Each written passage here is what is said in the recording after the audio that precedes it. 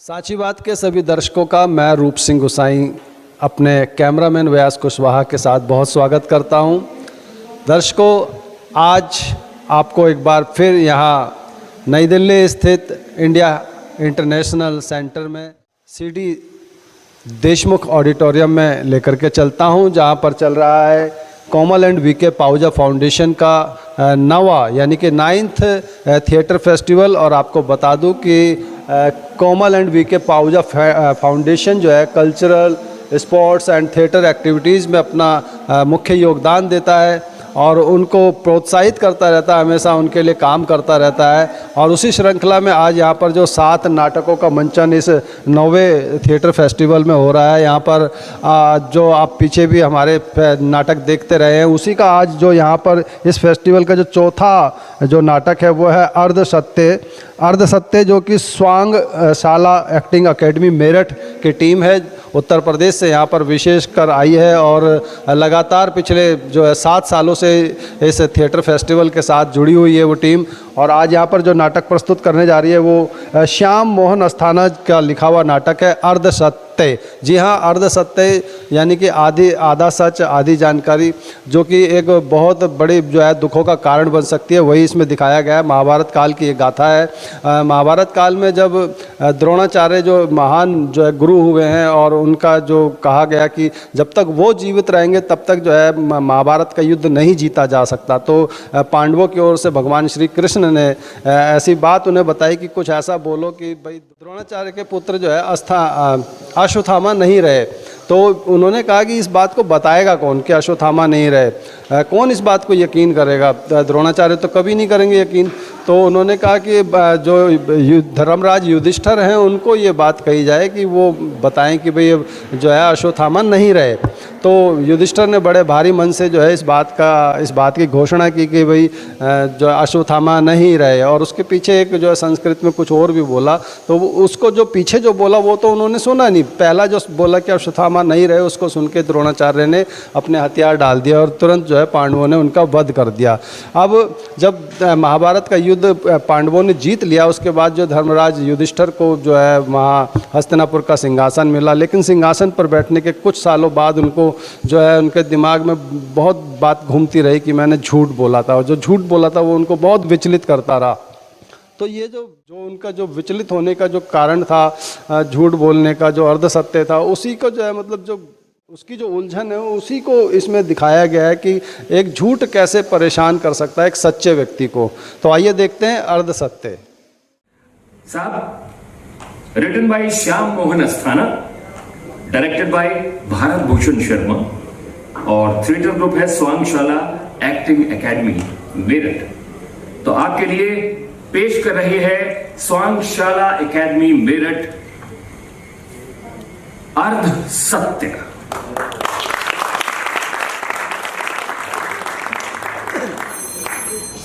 जब महाभारत का युद्ध समाप्त हो चुका था और हस्तिनापुर के सिंहासन पर आरूढ़ धर्मराज युधिष्ठिर के मन पर सर्वग्रासी युद्ध की छाया शेष थी, जिसने उन्हें अवसादग्रस्त कर दिया।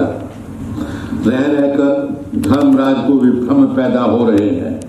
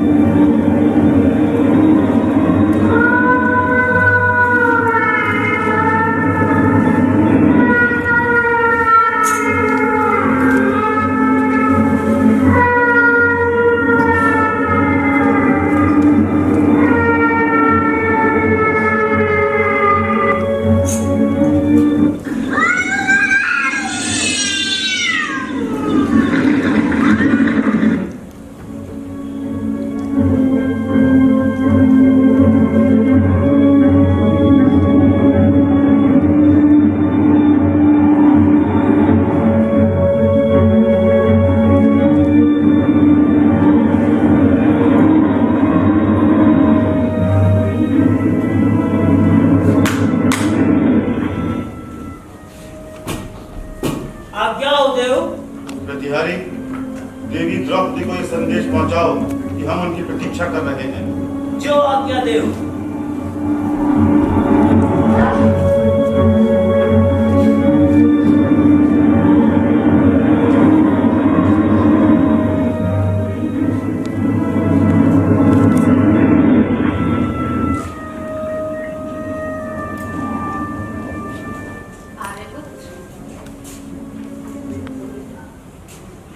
क्या बात है? आप इतने विचलित क्यों हैं? क्या फिर कोई अप्रिय प्रसंग उपस्थित है? देवी, लगता है ये समूची प्रकृति हमारे विरुद्ध उठ खड़ी हुई है। हमने अभी अभी अनेक बिल्लियों को रोते हुए सुना है। लगता है ये समूची प्रकृति हमारे विरुद्ध एक अपशकुन कर रही है। आर्यपुत्र, ये आपका भ्रम है। मैंने ऐसा कुछ नहीं सुना। वो देखो उनका पात। ऐसा प्रतीत होता है मानो हजार हजार शाखाएं टूट टूट कर गिर रही हों। आर्यपुत्र, कहीं कोई उल्का पात नहीं है। आपको भ्रम हो रहा है। अस्वस्थामा हतो नरो वा कुजरो वा, अस्वस्थामा हतो नरो वा कुजरो वा, अस्वस्थामा हतो नरो वा कुजरो वा।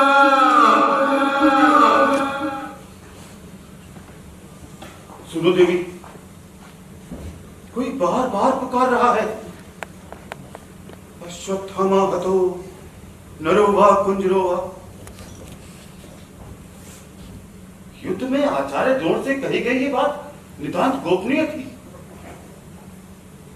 इसके बारे में केवल श्री कृष्ण जानते थे। आचार्य द्रोण ने भी इसे मात्र आधा ही सुना था। आर्यपुत्र, ये सिर्फ प्रेत लीला है। अकाल मृत्यु में मरे लोग अक्सर प्रेत योनि धारण कर लीलाएं करते हैं। अस्वस्थामा हतो नरो वा कुजरो वा, अस्वस्थामा हतो नरो वा कुजरो वा, अस्वस्थामा हतो नरो वा कुजरो वा। नहीं देवी, ये प्रेत लीला नहीं है। ये तो जैसे युद्ध की घोषणा है। लगता है कोई योद्धा हमारी विजय को चुनौती दे रहा है। आर्यपुत्र, कुरुक्षेत्र के युद्ध में आपके सभी शत्रु मारे जा चुके हैं। अब आपको भला कौन चुनौती दे सकता है? देवी, हमने जो सुना है वो एक जीवित स्वर है। मरे हुए लोग आवाज नहीं दे सकते। आर्यपुत्र, आप व्यर्थ ही चिंतित हो रहे हैं।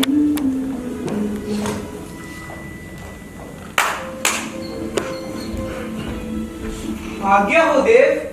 प्रतिहारी, हमने अभी अभी एक आकाशचारी ध्वनि सुनी। अश्वत्थामा हतो नरो वा कुंजरो वा। धर्मराज ने ठीक सुना है। अभी अभी यह आवाज हस्तिनापुर के राजभवन पर मंडरा रही थी। प्रतिहारी, इस अप्रिय ध्वनि ने धर्मराज को बहुत विचलित कर दिया है। जाओ, जाके पता लगाओ कि आखिर ये ध्वनि है किसकी। देव, दानव, मनुष्य या प्रेत, जो भी होगा हम उसे दंड देंगे। देवी, हमने उस आवाज का पीछा किया पर असफल रहे। राजभवन से लगा कि यह आवाज राजपथ से आ रही है और राजपथ पर हमारे सैनिकों ने पर्वतमाला तक इस आवाज का पीछा किया, किंतु पर्वत के शिखर पर लगा कि यह आवाज दशों दिशाओं से उठ रही है। हर एक कार्य का कारण होता है प्रतिहारी। इस ध्वनि के पीछे भी कोई ना कोई व्यक्ति अवश्य होगा। आपका अनुमान उचित है, नहीं तो ये प्रेतों की लीला जान पड़ती है। नहीं, इस अप्रिय ध्वनि ने धर्मराज को बहुत विचलित कर दिया है। हमें अपने शत्रु का पता लगाना ही होगा। प्रतिहरी, जाओ आर्य संजय को बुला लाओ। जो आज्ञा देव।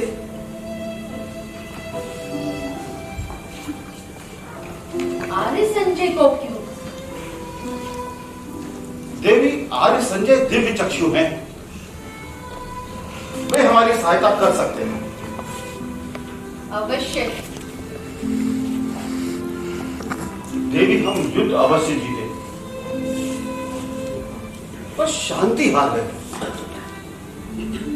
मैं अक्सर ये दिवा स्वप्न देखता हूं, मानो मेरे मृत बांधव मुझसे ये पूछते हो, धर्मराज, युद्ध में इतने लोगों की हत्या कर तुम्हें क्या मिला? धर्मराज, आपका हृदय बहुत कोमल है। स्वजनों की मृत्यु ने आपको आहत किया है, किंतु समय धीरे धीरे इस घाव को भर देगा। देवी, लगता है कि इस सृष्टि का अंत निकट आ गया।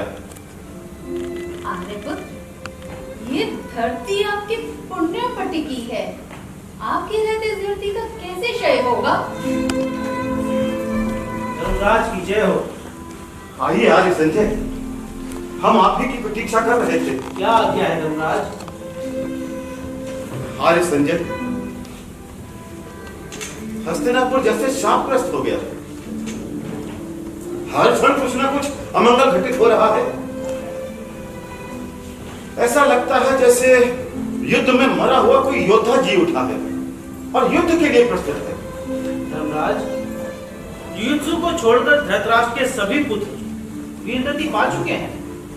18 अक्षौणी सेना मात्र 18 दिनों में समाप्त हो चुकी है और मैं इस सबका साक्षी रहा हूं। फिर हस्तिनापुर में इतनी अशांति क्यों है? एक युग मर चुका है धर्मराज, और दूसरा भी जन्म ले रहा है। परिवर्तन की पीड़ा तो स्वाभाविक है। आर्य संजय, आप दिव्य चक्षु हैं। हमने अभी अभी एक आकाशचारी ध्वनि सुनी, अश्वत्थामा हतो नरो वा कुंजरो वा। इस ध्वनि ने हमें अत्यंत विचलित कर दिया है। धर्मराज, आपके और मेरे बीच जो कुछ भी दिव्य था वो युद्ध की भेंट चढ़ चुका है। मैंने अपनी दिव्य दृष्टि खो दी है।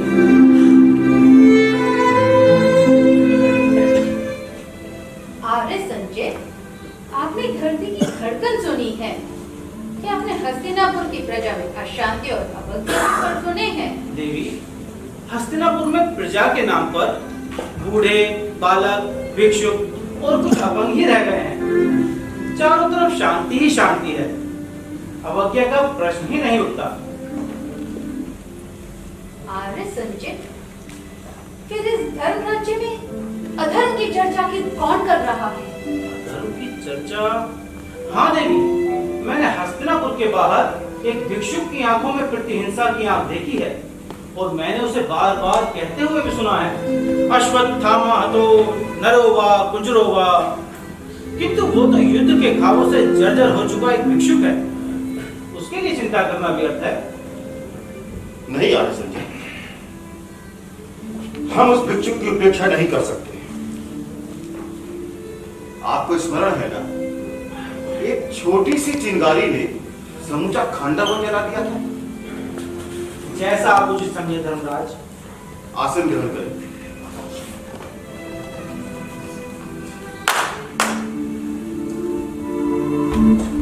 आज्ञा हो देव। प्रतिहारी, हस्तिनापुर के बाहर एक भिक्षुक खड़ा है, उसे सादर रथ पर बिठाकर ले आओ। जो आज्ञा देव। एक भिक्षुक के लिए रथ, एक अपात्र को इतना सम्मान। देवी, वो भिक्षुक राजभवन में अतिथि बनकर आ रहा है।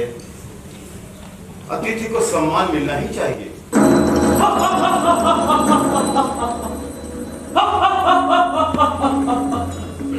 युद्धू, चल मेरे साथ गदा युद्ध कर। नहीं वीर, मैं तुम्हारे साथ गदा युद्ध नहीं करूंगा। क्या कहा तूने? मेरे साथ गदा युद्ध नहीं करेगा तो ले फिर। लगता है आर्य भीम और युयुत्सु फिर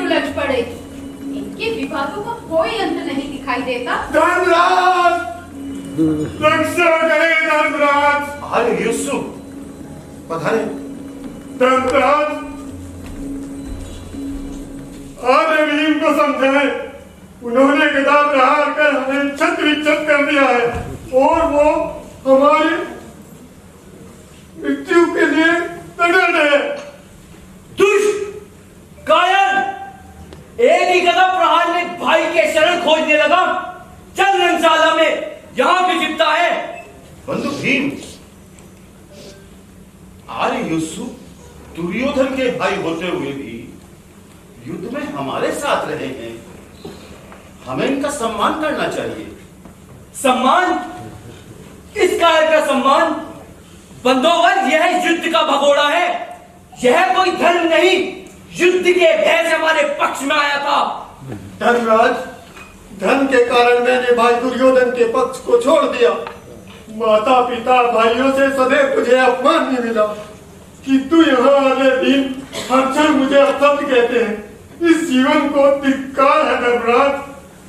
मूर्ख, वाचाल, तू धर्म की दुहाई देता है? तू एक मरियल टट्टू है। तू क्या जानता है धर्म के बारे में? बंधु भीम, आर्य यूसुफ हमारी शरण में है, हम इनका अपमान नहीं कर सकते। जा पापी, आज तू बच गया, लेकिन एक दिन मेरी ये गदा तेरी पीठ पर पड़ेगी और मैं दुर्योधन की तरह तेरी चंगा भी तोड़ दूंगा। देवी द्रौपदी, राज वैद्य को बुलवाकर आर्य यूसुफ की चिकित्सा का उचित प्रबंध कीजिए। जो आज्ञा। आइए आर्य भीम।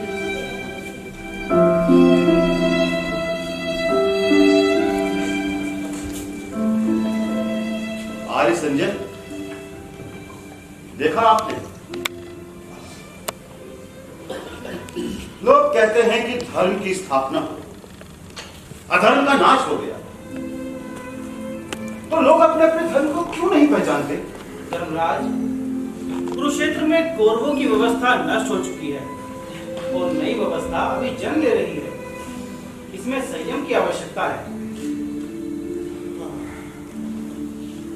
ये युद्ध हमारे मध्य अनेक जीवित प्रेत छोड़ गया है, इन्हें जीवन से जोड़ना अत्यंत कठिन है। ताजा घाव बहुत दुख देता है धर्मराज, किंतु समय के साथ सब ठीक हो जाता है। मुझे आज्ञा दे धर्मराज।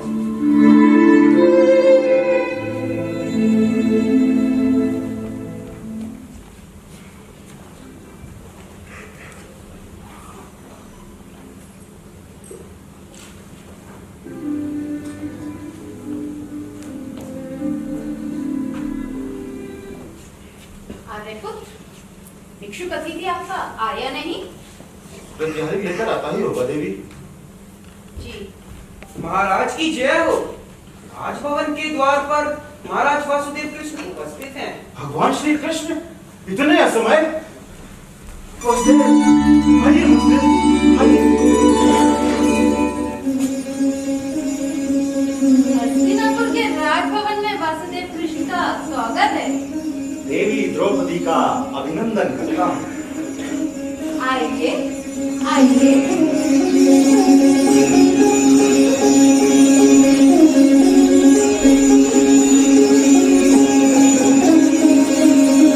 आसन ग्रहण करें।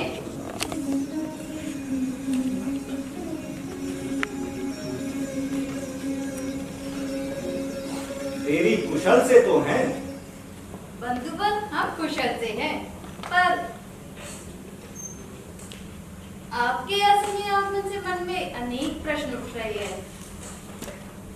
देवी, द्वारकापुरी से संदेश मिला है। यदुवंशों के मध्य अनेक विवाद उत्पन्न हो गए। मेरा प्रस्थान अनिवार्य है। वासुदेव, यहाँ हस्तिनापुर की नींवें हिली पड़ी हैं। हर क्षण कुछ न कुछ अमंगल घटित हो रहा है। भगवान, आप ही इस राज्य रूपी रथ के सारथी और सूत्रधार हैं। आर्य युधिष्ठिर, कुरुक्षेत्र के युद्ध के साथ एक अध्याय समाप्त हो चुका है। रघुवंशियों के संबंध बिल्कुल छिन्न भिन्न हो गए हैं। मुझे जाना ही होगा। धर्मराज की जय हो। प्रतिहारी, अतिथि भिक्षु को लाने में अत्यंत विलंब हुआ। क्षमा चाहता हूँ। राजन!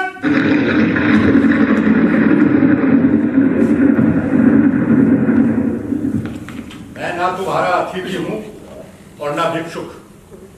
मुझे बलपूर्वक यहाँ लाया गया है क्योंकि मुझे तुम्हारा रत्न जड़ित व्रत स्वीकार नहीं था। द्रोण पुत्र अश्वत्थामा,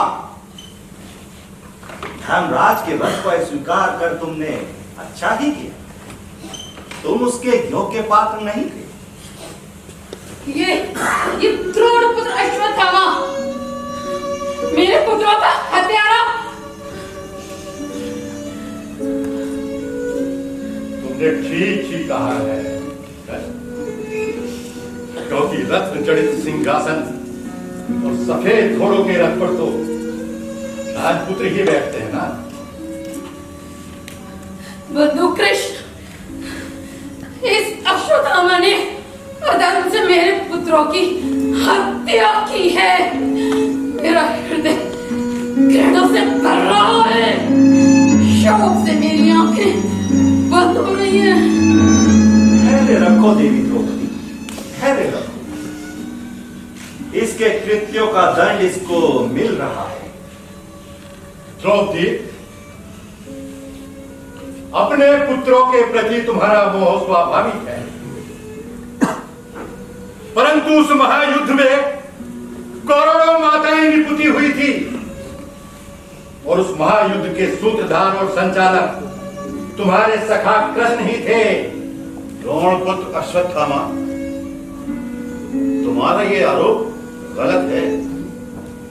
भगवान श्री कृष्ण ने तो अंतिम समय तक युद्ध रोकने का प्रयत्न किया था। युधिष्ठिर, मुझे बलपूर्वक लाने के पीछे क्या प्रयोजन है, मैं ये जानना चाहता हूं आपसे। द्रोण पुत्र अश्वत्थामा, धर्म युद्ध समाप्त हो चुका है, फिर भी तुम इस धर्म राज्य के प्रति द्वेष भाव रखते हो। हम इसका कारण जानना चाहते हैं। धर्म युद्ध, धर्म राज्य।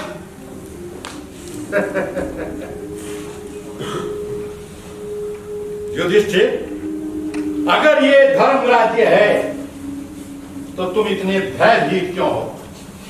और धर्म इतना निर्बल कब से हो गया? धर्म को निर्बल समझना तुम्हारी अज्ञानता का प्रतीक है अश्वत्थामा।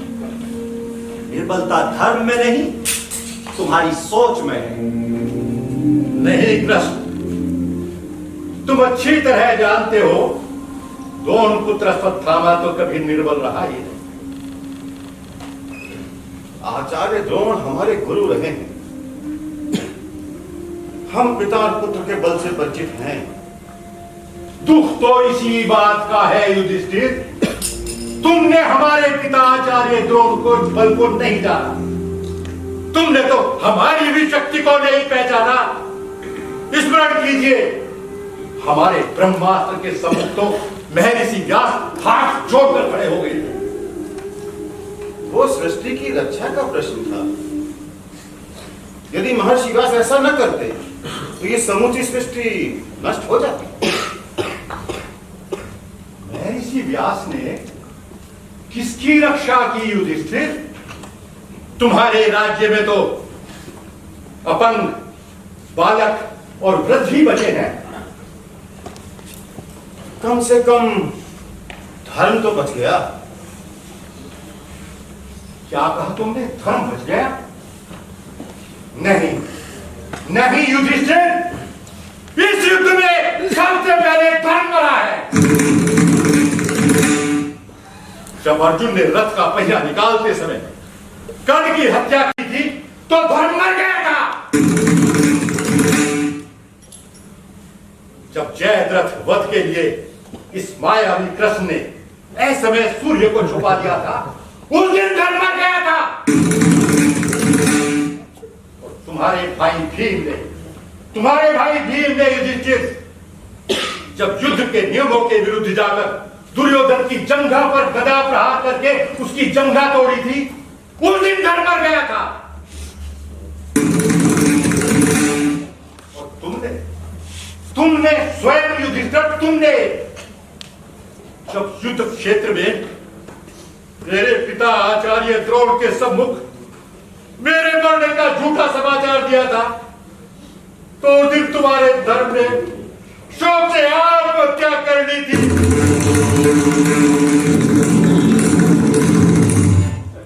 द्रोण पुत्र, धर्म की गति जटिल होती है। संकट काल में धर्म की मर्यादा बदल जाती है। ये सत्य नहीं है कृष्ण, नहीं है ये सत्य। परिस्थितियां बदल जाने से अधर्म धर्म नहीं हुआ जाता। द्रोण पुत्र, तुमने जीवन भर धर्म को जानने का प्रयास ही नहीं किया। आज तुम धर्म की मर्यादा नहीं समझ सकते। सहमत हूं मैं तुमसे, ठीक कहा तुमने। मैं तो जीवन भर अपनी आजीविका के ही प्रश्नों को खोजता रहा, लेकिन क्या ये युधिष्ठिर धर्म के लिए लड़े थे? तो ये हस्तिनापुर के सिंहासन के लिए कौन लड़ा? धृतराष्ट्र के पुत्र। नहीं कृष्ण, नहीं, क्योंकि युद्ध के लिए दो पक्षों की आवश्यकता होती है, और यहां तो दोनों ही पक्षों के सम्मुख प्रश्न धर्म का नहीं, हस्तिनापुर के सिंहासन का था। द्रोण पुत्र, ये तुम्हारा मत हो सकता है। कहीं तुम्हें भी तो भ्रम नहीं हो रहा कृष्ण कि तुम धर्म के लिए लड़े? तुम भी धर्म के लिए नहीं लड़े, तुम अपने मित्रों के लिए लड़े। द्रोण पुत्र अश्वत्थामा, तुम्हारा ये आरोप गलत है।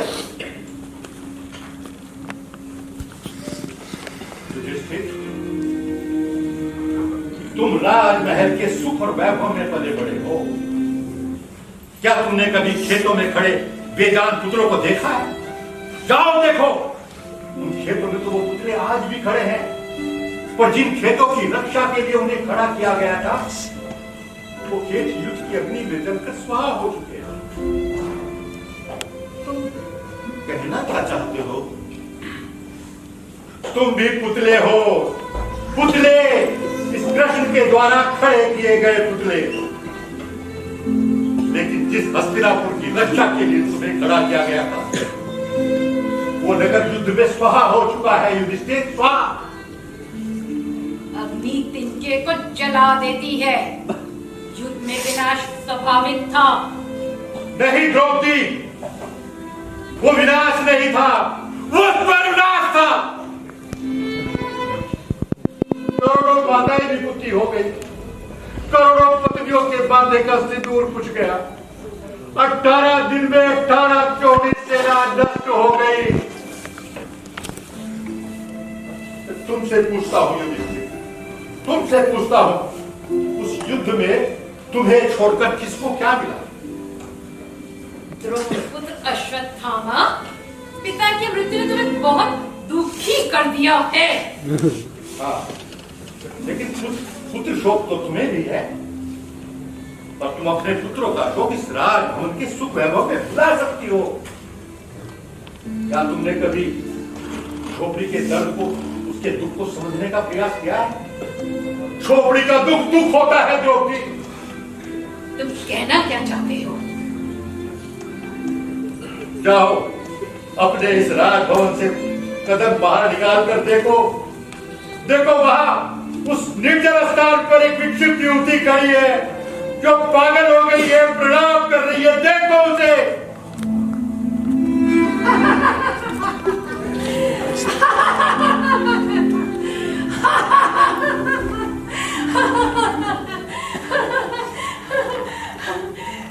सत्य खाऊंगी, सत्य खाऊंगी, धर्म खाऊंगी।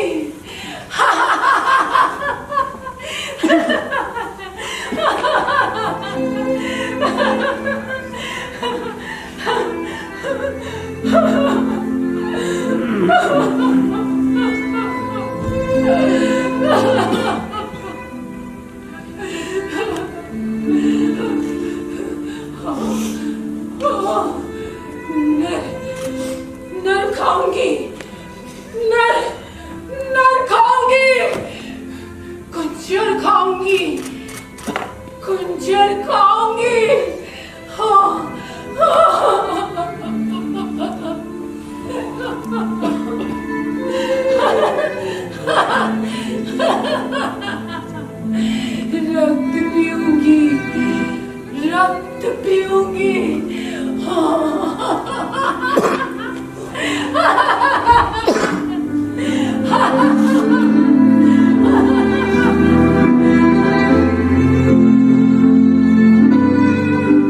धर्मराज, तुम्हारे युद्ध में उस युद्ध को पागल कर दिया है, क्योंकि उसके सभी पुत्र उस युद्ध में मारे जा चुके हैं और उसके पति को गलित कुश का रोग मिला है। द्रोण पुत्र, शायद वो तुम्हारी पत्नी है। हाँ कृष्ण, वो विक्षित युवती यही पत्नी है। देखा द्रौपदी, देखा तुमने छोपड़ी का दुख कितना हृदय विदारक होता है, देखा? द्रोण पुत्र, कभी कभी सत्य के लिए, धर्म के लिए युद्ध आवश्यक हो जाता है। मैंने कुरुक्षेत्र में अर्जुन से भी यही कहा था। लेकिन कृष्ण, इस युद्ध के पीछे तो सत्य नहीं था, धर्म भी नहीं था, केवल स्वार्थ थे। इस बात से क्या फर्क पड़ता था कि हस्तिनापुर के सिंहासन पर धृतराष्ट्र के पुत्र बैठते या पांडवों के पुत्र? तुम चाहते तो ये युद्ध रुक सकता था। द्रोण पुत्र, इस युद्ध की जिम्मेवारी सिर्फ और सिर्फ दुर्योधन पर थी। युधिष्ठिर ने अंत में 5 गांव ही तो मांगे थे। ये तुम्हारी कूटनीतिक चाल थी। तुम्हारी क्या सभी पांडव 5 गांव के लिए सहमत थे? नहीं थे, नहीं थे कृष्ण। याद कीजिए, जब आप समझौता वार्ता के लिए निकल रहे थे तो इस द्रौपदी ने आपको रोककर क्या कहा था? इसने कहा था कि मुझे द्रोण पुत्र, द्रौपदी के इन शब्दों के बाद भी मैंने दुर्योधन से 5 गांव ही मांगे थे। जानते भी हो दुर्योधन ने क्या कहा था? कृष्ण, युद्ध के बिना मैं सुई की नोक के बराबर भी भूमि नहीं दूंगा, यही कहा था। लेकिन कृष्ण, ये प्रश्न इतना महत्वपूर्ण नहीं था। हस्तिनापुर के सिंहासन पर कौन बैठे या कौन ना बैठे, ये इतना महत्वपूर्ण प्रश्न नहीं था। उस युद्ध में पूरी एक पीढ़ी समाप्त हो गई, सारे खेत जलकर राख हो गए, अब वहां वर्षों तक कोई फसल पैदा नहीं होगी। तुम चाहते तो रुक सकता था ये। काल की गति कठिन होती है अश्वत्थामा, उस पर किसी का वश नहीं। क्या कृष्ण कह रहे हैं? कृष्ण, इस कुरुक्षेत्र से हटकर एक दूसरा कुरुक्षेत्र भी था, तुमने उसके लिए लड़ाई क्यों नहीं लड़ी? किस लड़ाई की चर्चा कर रहे हो तुम? आश्चर्य, माखन चोर कृष्ण आप नहीं जानते? नहीं जानते आप? जब एक बालक ने अपनी मां से दूध मांगा था तो उसकी मां ने उसे दूध की जगह आटे का घोल बनाकर पिलाया था। हाँ, ये प्रसंग मैंने सुना है। तो फिर तुम उनके लिए लड़ाई क्यों नहीं लड़ी, जो आज भी दूध की जगह आटे का घोल पीने को विवश है? तुमने उनके लिए लड़ाई क्यों नहीं लड़ी, जिनके पास खाने को अन्न नहीं, पहनने को वस्त्र नहीं और रहने को घर नहीं है? तुम चाहते तो अपने मित्र युधिष्ठिर के राजभवन की तरह उन गरीबों की झोपड़ियां भी प्रकाशमान हो सकती थी। द्रोण पुत्र, मैं भला इसमें क्या कर सकता हूं? सब अपने अपने कर्मों से बंधे हुए हैं। कर्मों से बंधे हैं? लेकिन कृष्ण, तुमने तो अपनी पूरी शक्ति अपने मित्रों के लिए लगा दी। अगर कर्म फल ही इतना महत्वपूर्ण था तो तुमने इन पांडवों को इनके कर्म बल पर क्यों नहीं छोड़ा? द्रोण पुत्र, तुम आज धर्म अधर्म की चर्चा कर रहे हो, तो धर्म के विषय में तुम उस समय क्यों चुप रहे जब शकुनी ने छल से पांडवों को जुए में पराजित किया? उस समय क्यों चुप रहे जब दुशासन ने भरी सभा में द्रौपदी का अपमान किया? तुमने तो रात्रि में चोरों की तरह घुसकर पांडवों के बच्चों की हत्या की। उस दिन धर्म कहां चला गया था जब चार महारथियों ने निहत्थे अभिमन्यु को घेर कर मारा? पुत्र, तुमने तो उत्तरा के गर्भ तक पर ब्रह्मास्त्र का प्रयोग किया। तुम आज धर्म अधर्म की चर्चा कर रहे हो।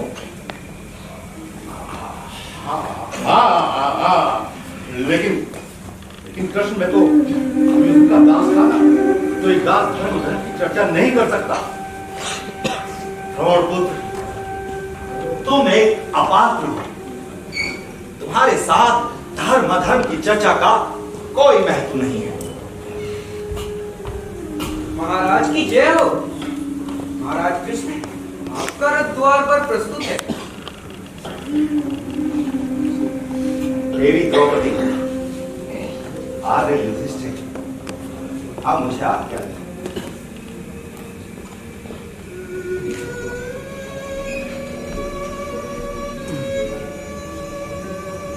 जाओ जाओ कृष्ण जाओ, लेकिन तुमने जो बबूल बोए हैं वो फलने फूलने लगे हैं, और गांधारी के शाप को मत भूलना कृष्ण। तुम यदुवंशों का विनाश तुम्हारे यदुवंशों के द्वारा ही होगा, मत भूलना। द्रोण पुत्र, तुम्हारी शुभकामनाओं को मैं स्वीकार करता हूं।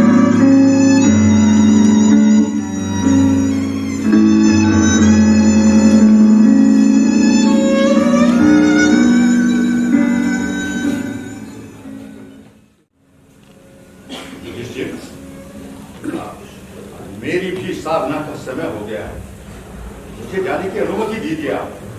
अस्वस्थामा हतो नरो वा कुजरो वा, अस्वस्थामा हतो नरो वा कुजरो वा, अस्वस्थामा हतो नरो वा कुजरो वा। बंधु अश्वत्थामा, कृपया इस प्रेत लीला को बंद कीजिए। इस ध्वनि ने मुझे अत्यंत अस्थिर कर दिया है। शांत हो युधिष्ठिर, लेकिन तुम तो अपने ही अतीत से भयभीत हो। युधिष्ठिर, युद्ध क्षेत्र में कुशलता पूर्वक बोला गया झूठ भी झूठ होता है। देखो आज पक्षी तुम्हारे शब्दों को दोहरा रहा है। अश्वत्थामा, धर्मराज ने धर्म के लिए शासन को स्वीकार किया है। इनका विरोध धर्म का विरोध होगा। ये तुम्हारा दंभ बोल रहा है द्रौपदी, दंभ बोल रहा है। लेकिन याद रखना, इस धरती के गर्भ से निकलने वाली आवाजें कभी बंद नहीं होगी, कोई बंद नहीं कर सकता उन्हें।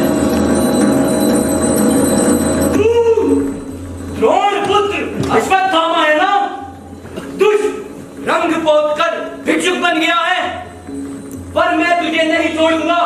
चल मेरे साथ गदा युद्ध कर। कृष्ण के शाप से मैं जर्जर हो चुका हूं, इसलिए तुम्हारे साथ तो गदा युद्ध नहीं कर सकता। दुष्ट युद्ध से बचना चाहता है, लेकिन मेरी ये गदा तेरी खून की प्यासी है। मैं दुर्योधन की तरह तेरी चंगा को तोड़कर लाल लाल खून पीऊंगा। द्रोण पुत्र अश्वत्थामा हमारे अतिथि हैं, इस सम्मान के पात्र हैं। नहीं, ये हमारा शत्रु है, शत्रु बंधुवर, और इसका वध जरूरी है। आर्य भीम, अश्वत्थामा गुरु द्रोण के पुत्र हैं। गुरु भाई होने के कारण इनका वध बर्बाद नहीं किया जा सकता। ठीक है, क्या पापी नर्क के कीड़े, तू एक बार और बच गया।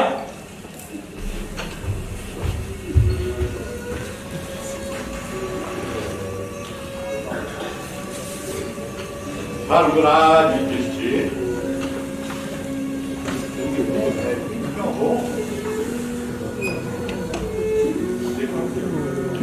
कृष्ण ने मेरे माथे की मणि तक निकाल दी है। राधे के साथ युद्ध नहीं करूंगा, नहीं करूंगा मैं।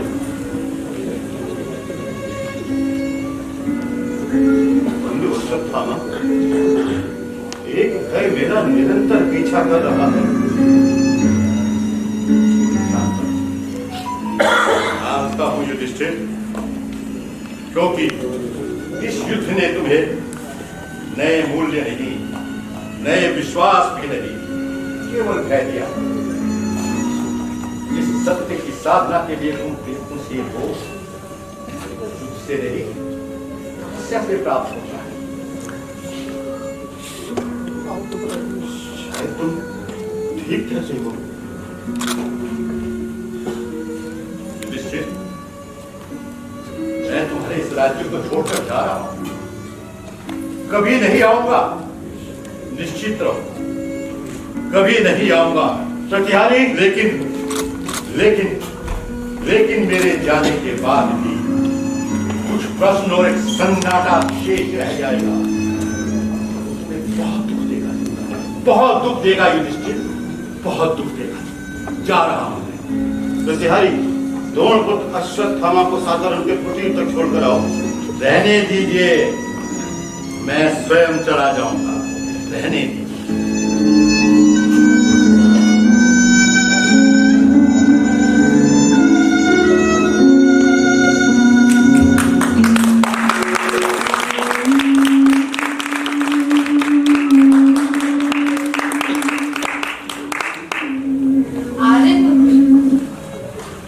अश्वत्थामा की बुद्धि बिल्कुल विकृत हो गई है, बड़ी खोखली पागल हो गई है।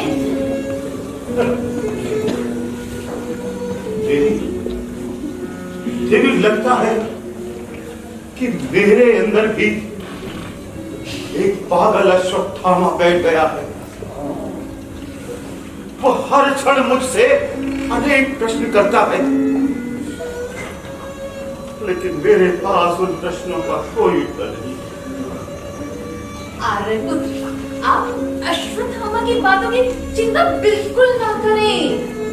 लेकिन देवी, बंधु अश्वत्थामा ने सत्य ही तो कहा।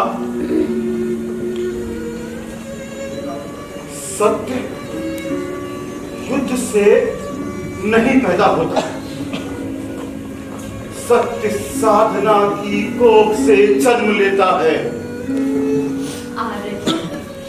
आप सत्य की तो अवतार है। हमारा सत्य अधूरा था देवी। हम अपनी इस नई पीढ़ी पर अपना अर्ध सत्य नहीं थोप सकते। हमें उन्हें उनका पूरा सच जानने का अवसर देना चाहिए। रात्रि अधिक बीत चुकी है, आप जाकर विश्राम करिए। सत्य की राह में विश्राम नहीं है देवी, नहीं है विश्राम।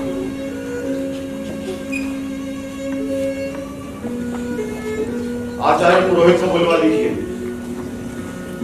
कल सुबह शुभ मुहूर्त में अभिमन्यु पुत्र परीक्षित का राज तिलक होगा। आर्यपुत्र, ये आप क्या कह रहे हैं? सत्य के लिए साधना आवश्यक है देवी। हम सत्य के संधान के लिए हिमालय की ओर प्रस्थान करेंगे।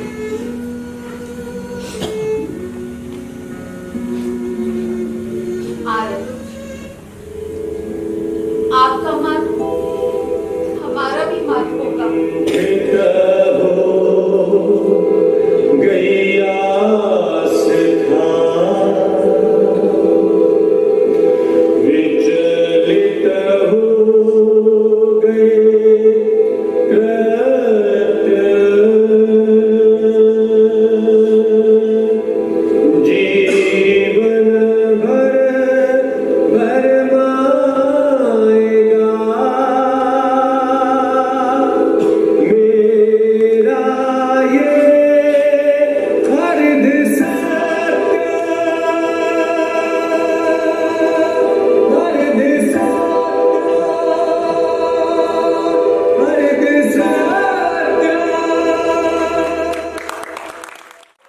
जीत भी हार से बहुत दुखदाई हो जाती है, ऐसा महाभारत में देखने को मिला है।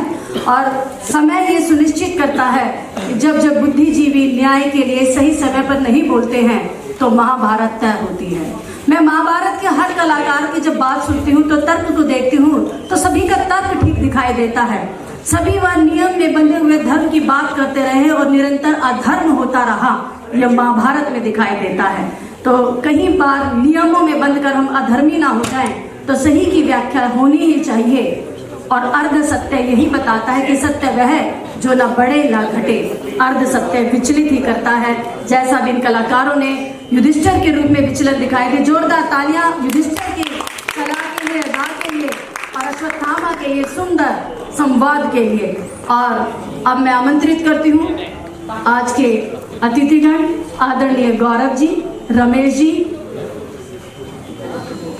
डॉक्टर गोपाल साहब और मंजाल जी, कृपया समृद्ध मंच पर अपनी उपस्थिति दर्ज करें और कलाकारों को प्रोत्साहित करें, सम्मानित करें। आदरणीय रमेश जी भी मंच पर उपस्थित हों और इन सभी अतिथियों के लिए मैं चाहूंगी आप सभी जोरदार तालियों से इनका स्वागत करें। मैं विनती करूंगी आदरणीय मीनाक्षी पाहुजा जी से कृपया अपना साथ दें।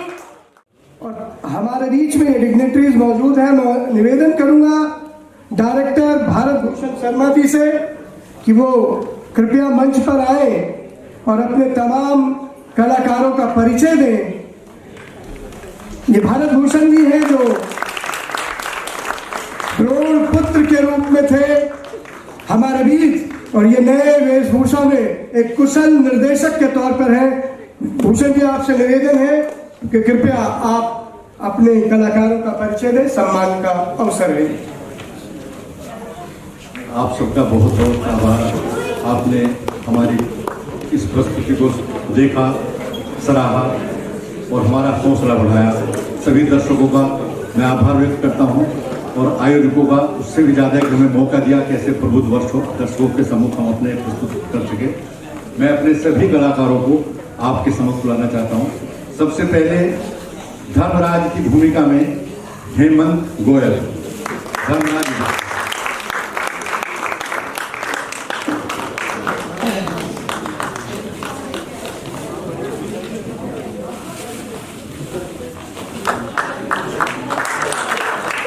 गोयल हमारे 5 साल एक्टिंग अकेडमी के वरिष्ठ कलाकार हैं। बहुत वर्षों से हमारे साथ नाटक करते रहे हैं। और द्रौपदी की भूमिका में रूपाली गुप्ता।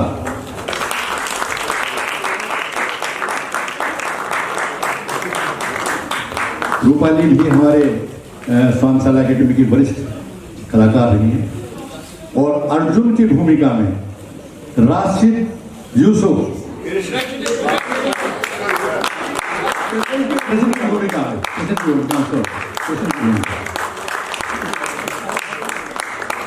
राशिद यूसुफ का ताल्लुक रंगमंच के ज्यादातर लोग जानते हैं, हमारे बहुत वरिष्ठ कलाकारों में से एक हैं। और अब आपके सामने संजय की भूमिका में सुनील सोनी।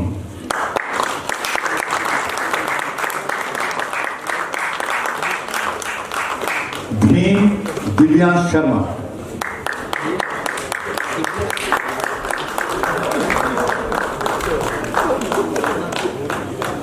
गौरव चौधरी यूत्सु की भूमिका में।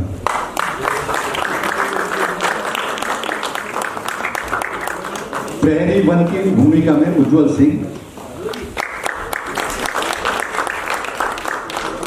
प्रहरी 2 की भूमिका में शादाब बैठवी।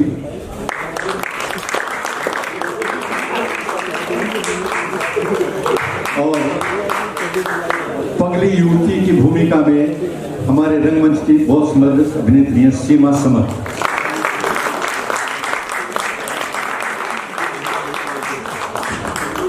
हमारे इस नाटक में पाशर में जिन लोगों ने हमें इस नाटक को सजाने संवारने में योगदान दिया, उनमें सबसे पहले नाम आता है जो हम इसको म्यूजिक को हमारे देख रहे थे, श्री अनिल शर्मा जी, जिन्होंने इसका पाशर संगीत किया।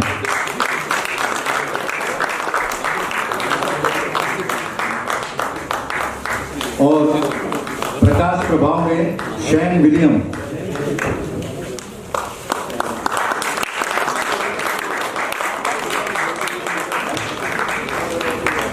मेकअप आबिद सैफी साहब।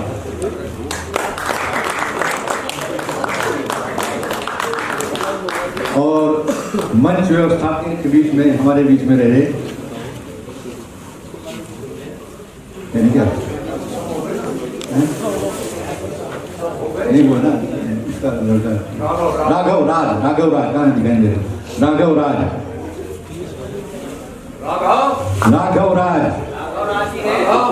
राघव हाजिर हो।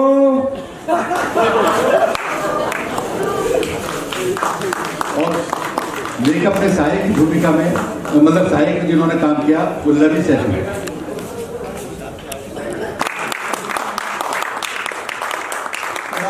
दुल्ला भाई है शायद छोटे अभिषेक शर्मा है, वो नहीं है अभिषेक शर्मा जिन्होंने आपके पे गाना गाया। और ये थी हमारी मैं आपके बीच में मौजूद हूँ शर्मा।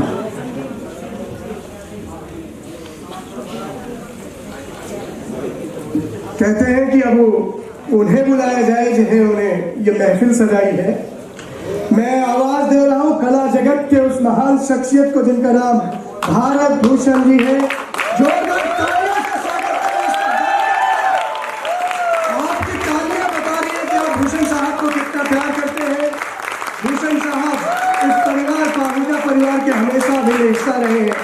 वो हमेशा इस मंच को मान देते रहे हैं। साहब मैं आपका अभिनंदन करता हूँ, वंदन करता हूँ। आप कला के ऐसे ही सितारे बने, हम सबको चमकाते रहे, महकाते रहे। जो फेस्टिवल है शायद जब से शुरू हुआ उसके 1 आध साल बाद से ही तीसरे से मैंने वो आना शुरू किया है।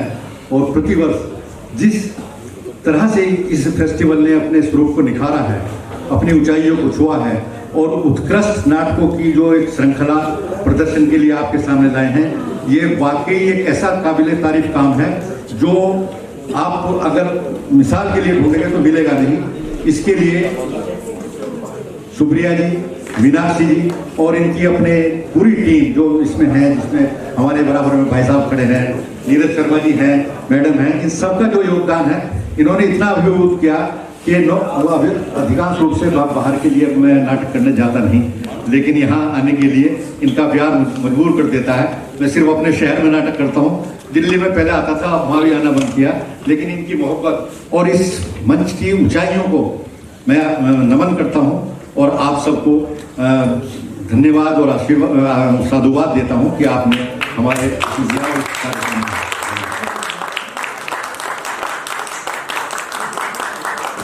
नूतन जी ने एक और अवार्ड की आज घोषणा की थी 2100 रुपए की। तो जब ऐसे लोग हमारे दर्शक दीर्घा में होते हैं तो निस्संदेह कलाकारों का मान बढ़ता है, हौसला बढ़ता है।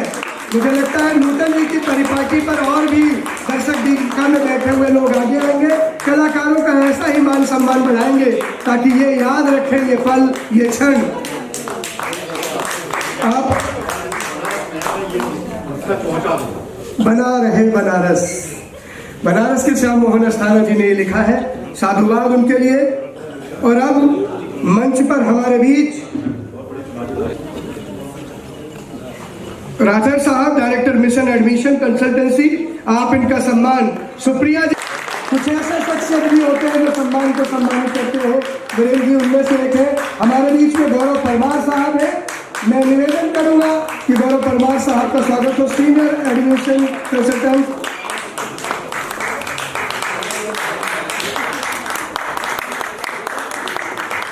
रमेश जी का सम्मान करने के लिए मैं सुप्रिया जी से निवेदन करूंगा कि श्री रमेश जी का जो सीबीआई से उनका सम्मान किया जाए। तो ये कलाकारों का सम्मान था। अब मैं चाहता हूं एक छाया चित्र और ग्रुप चित्र के लिए भारत भूषण साहब के तमाम ये उम्दा कलाकार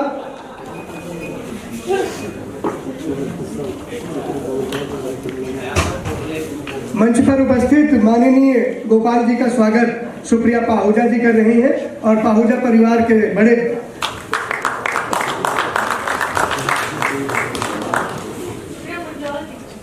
और श्रीमान मुंजाल साहब जो मंच पर हमारे बीच उपस्थित हैं। मैं निवेदन करूंगा मुंजाल साहब का इस्तकबाल हो, स्वागत हो।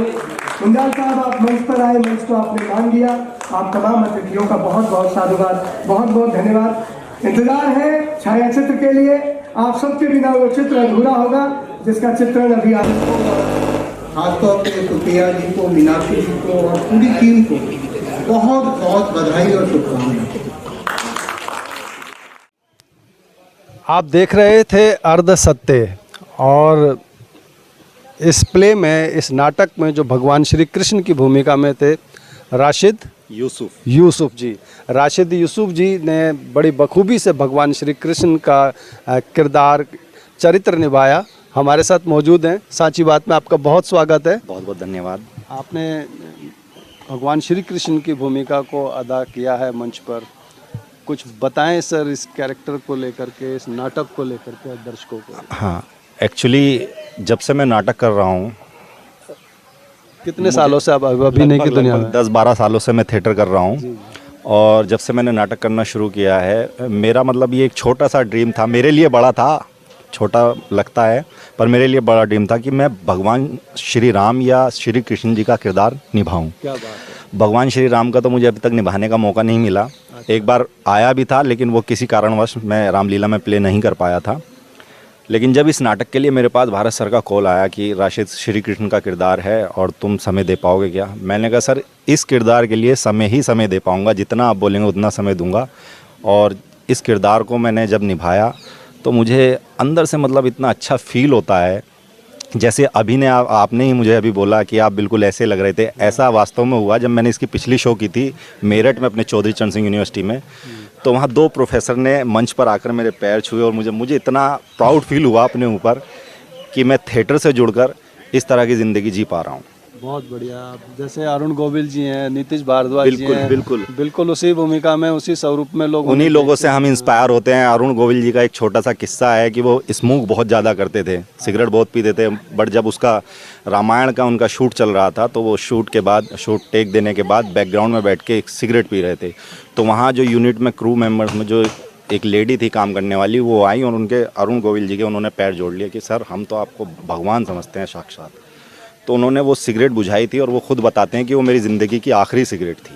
क्या बात है। तो कहीं ना कहीं ऐसी प्रेरणा मिलती है, बहुत प्रेरणा मिलती है इस तरह के किरदार निभा करके। बहुत बढ़िया। और उसी तरह से फिर जीवन भी उसी तरह से जीवन बिल्कुल, थिएटर आर्टिस्ट का जीवन यही होता है कि रोज़ नए नए किरदार, नई नई ज़िंदगी, यही हमें सीखने को मिलता है। ऑब्जर्वेशन, इमेजिनेशन, इसी की दुनिया में आर्टिस्ट जीता है। बिल्कुल बिल्कुल।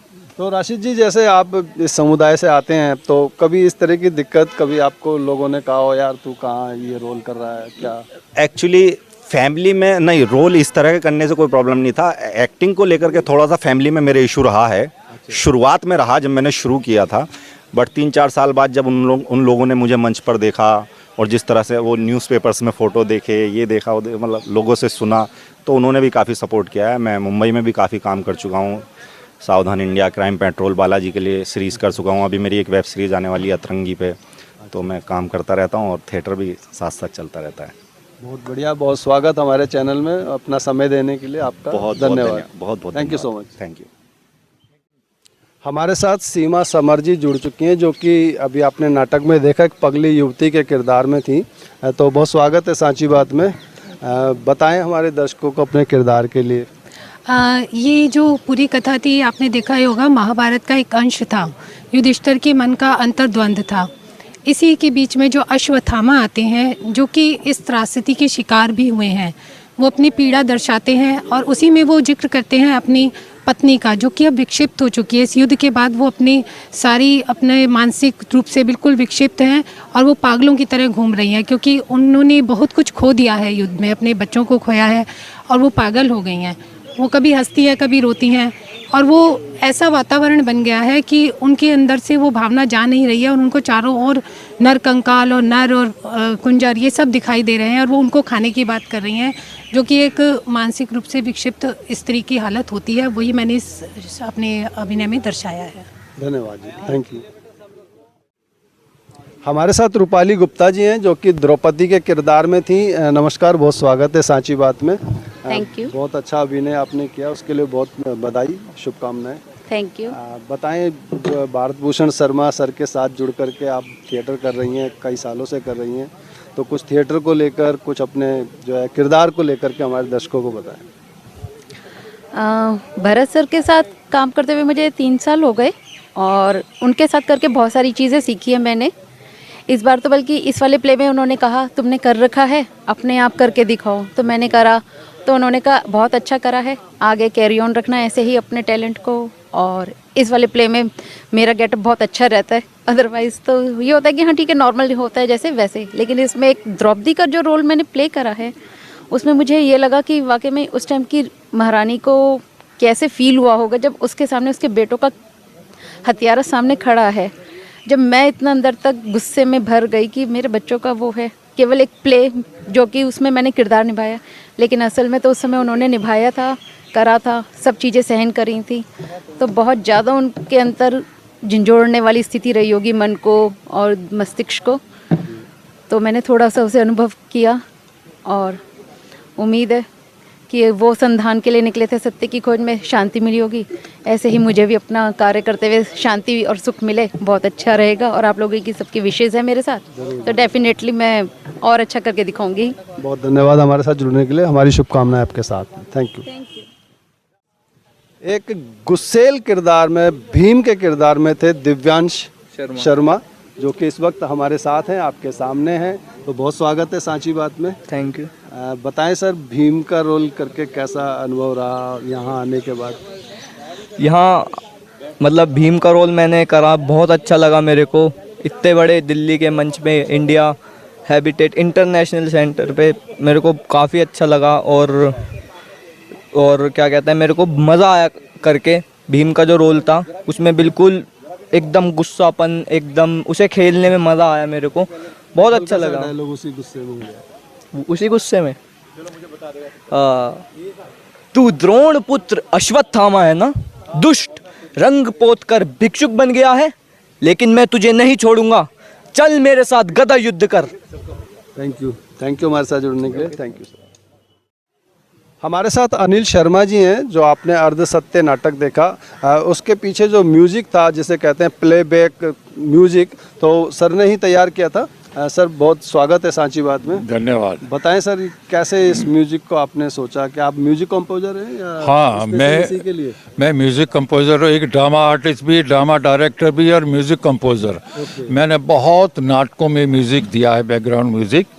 और उसमें सबसे बड़ी बात ये होती है कि जो उसका थीम है, जो सीन की डिमांड है, उसके हिसाब से म्यूजिक के पीस सेलेक्ट करने पड़ते हैं ताकि उससे मैचिंग हो।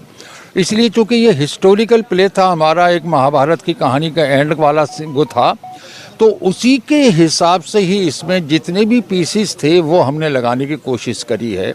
और जो आखिर में एक गाना भी था, उस गाने की धुन मैंने बनाई और गाया है अभिषेक भारद्वाज ने। अच्छा। हाँ, और वो राग मालकौस में है और बहुत अच्छा हमने उसके हिसाब से इसको बनाने का कोशिश किया है। तो यही है कि बस सीन के हिसाब से हमें सारा म्यूज़िक सेलेक्ट करना पड़ता है, और वही, और अकेला सेलेक्ट करना ही नहीं होता, उसे टाइमली प्ले करना सबसे बड़ी बात होती है कि बिल्कुल जहाँ सीन की डिमांड है वहीं एकदम आ जाए। और एकदम फेड आउट फेड इन की तरह मैं म्यूज़िक लगाता हूँ ताकि एकदम अट्रेंडम ना लगे कि कहीं रुक गया या स्टार्ट हो गया। बस यही कोशिश थी। आप लोगों को अच्छा लगा? इसके बिल्कुल अच्छा लगा, धन्यवाद। क्योंकि म्यूजिक किसी भी फिल्म या किसी भी गाने के लिए उसकी जान होता है, बिना म्यूजिक के वो बेजान है, तो वो जान डालने का काम सर ने किया है। Thank you sir, thank you so much. Thank you so much, thank you. हमारे साथ अर्ध सत्य के डायरेक्टर भारत भूषण शर्मा जी हैं, जो कि स्वांग नाट्यशाला का जो एकेडमी है उसके भी जो है कर्ता धर्ता हैं, मेरठ से हैं, और यहाँ पर हर साल आते हैं। पिछले 7 सालों से लगातार इस फेस्टिवल के साथ जुड़े हुए हैं। बहुत स्वागत है सर सांची बात में। थैंक यू सांची बात, अपना अनुभव। शुक्रिया। सांची बात ने इससे पहले भी हमारे नाटकों को देखा है, दरोगा जी चोरी हो गई। Thank you very much. और मुझे आके बड़ा अच्छा लगता है सुप्रिया जी और मीनाक्षी जी का जो ये फेस्टिवल है, ये दिनों दिन इतनी प्रगति कर रहा है कि ये इस देश के अग्रणी नाट्य समारोह में से शुमार होता जा रहा है। और मैं तो ये कहूँगा कि मैं अपने 45 साल की ज़िंदगी में जितने नाटक किए हैं, किसी एक समारोह में इतने श्रेष्ठ नाटक एक साथ कम देखने को मिलते हैं। इस सब का श्रेय मीनाक्षी जी को और सुप्रिया जी को जाता है और उनकी पूरी टीम को जाता है, आपको जाता है। आपने नाटक में इन सर को जो है कि अश्वत्थामा की भूमिका में भी देखा, तो सर बहुत अच्छा लगा आपको उस Thank you, भूमिका thank you. में देख करके, और एकदम ये कुछ अलग सब्जेक्ट था आपने जो उठाया था। जी जी जी। तो बताएं सर, अश्वत्थामा की जो व्यथा थी वो बताएं थोड़ा। दरअसल मैं अश्वत्थामा मेरे अपने से, चूँकि मैंने इस करेक्टर को किया तो मैंने इसको बहुत अध्ययन भी किया।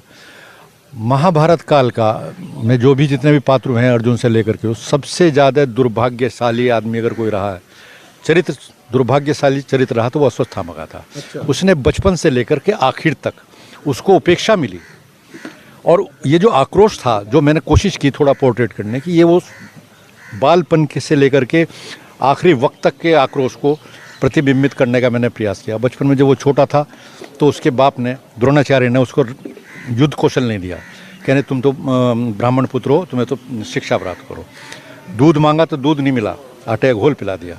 बाद में जब उसने अपने बलबूते पर कौशल वौशल किया तो उसको जो जगह मिलनी चाहिए थी दरबार में वो नहीं मिली। उसने कई बार मर्तबा ये कहा कि मुझे ये दीजिए। वो चाहता तो पलट सकता था सारी कहानी को, इतना बलशाली था। उसका नाम ही अश्वत्थामा इसलिए रखा गया। उपेक्षाओं के बाद भी इतने पराक्रमी थे। और अंत में वो एक ऐसा पात्र है जिसको अभी तक ये अभिशाप मिला है कि वो जीवित है, कलयुग में भी जीवित है। जाता है। हाँ, वो बस वो अपंग स्थिति में घूमता फिरता है, ऐसा सुना है मैंने। आप यूट्यूब पे भी देखेंगे कि कुछ जंगल है जहाँ पर आज भी अश्वत्थामा को देखा गया। तो ये उसका एक तकलीफ थी, दुर्योधन के प्रति उसकी आस्था थी। वहाँ भी उसने कहा मुझे सेनापति बना दो, नहीं बनाया उसको सेनापति आखिर। तो ये एक उसका दर्द था जो कोशिश की हमने इसके माध्यम से थोड़ा बहुत अच्छी कोशिश रही आपकी, बहुत शुभकामनाएं। हमारे साथ जुड़े सांची बात के साथ आपका धन्यवाद sir. Thank you sir, thank you so much. तो प्यारे दर्शकों, आपको ये नाटक कैसा लगा, ज़रूर अपने विचार और सुझाव हमें साझा करें। थिएटर की दुनिया में जो कोमल एंड वी.के. पाहुजा फाउंडेशन की ओर से जो प्रमोशन ये कर रहे हैं लगातार, आज 9 साल हो गए हैं इस थिएटर फेस्टिवल को करते हुए, और आगे भी अपने माता पिता की याद में इस फेस्टिवल को वो करते रहना चाहते हैं। कल्चरल और स्पोर्ट्स की एक्टिविटीज़ को भी वो प्रमोट करते रहते हैं। तो आपको कैसा लगता है हमारा ये चैनल, हमारा ये न्यूज़ पोर्टल, हमारी ये घटनाएँ, हमारा ये कार्यक्रम कैसा लगता है? ज़रूर अपने विचार और सुझाव साझा करें। और हाँ, एक बात और मैं आपसे कहना चाहूँगा कि यदि आपने अब तक सांची बात को सब्सक्राइब नहीं किया है तो ज़रूर सब्सक्राइब कर लें, ताकि हमारी जो भी न्यूज़, घटनाएं, जो भी कार्यक्रम हो सबसे पहले आप तक पहुँचे, और हमारी वीडियोज़ को लाइक शेयर करना ना भूलें। धन्यवाद। मैं रूप सिंह गुसाई अपने कैमरामैन व्यास कुशवाहा के साथ इसी के साथ आपसे विदा लेता हूँ। जल्द मिलूँगा, तब तक आप अपना बहुत ख्याल रखिएगा। नमस्कार, धन्यवाद।